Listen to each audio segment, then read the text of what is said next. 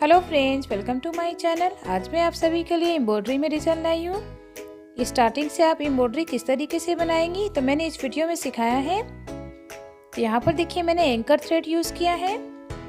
तो ये वीडियो मैंने बिगिनर के लिए लाई हूँ, जिन्हें कुछ भी नहीं आता है एम्ब्रॉयडरी किस तरीके से बनाई जाती है, तो आप इस वीडियो से सीख सकती हैं।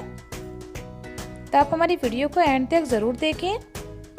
आपको हमारे चैनल पर क्रॉस एम्ब्रॉयडरी से रिलेटिव वीडियो, एम्ब्रॉयडरी से रिलेटिव वीडियो दोनों ही देखने को मिलेगी।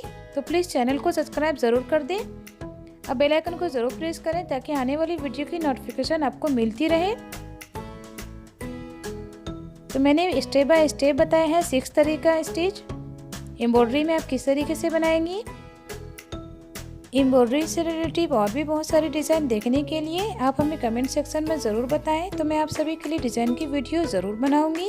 अगर आप सीखना चाहती हैं तो आप वीडियो को आगे ज़रूर शेयर करें ताकि वो लोग भी ये बना सकें। क्रॉस एम्ब्रॉयडरी में भी मैंने बहुत सारे डिज़ाइन की वीडियो बनाई है, तो आप हमारे चैनल पर प्लेलिस्ट ज़रूर चेक करें, वहाँ पर आपको बहुत सारे डिज़ाइन की वीडियो मिलेगी। तो वीडियो को लाइक एंड शेयर करना ना भूलें।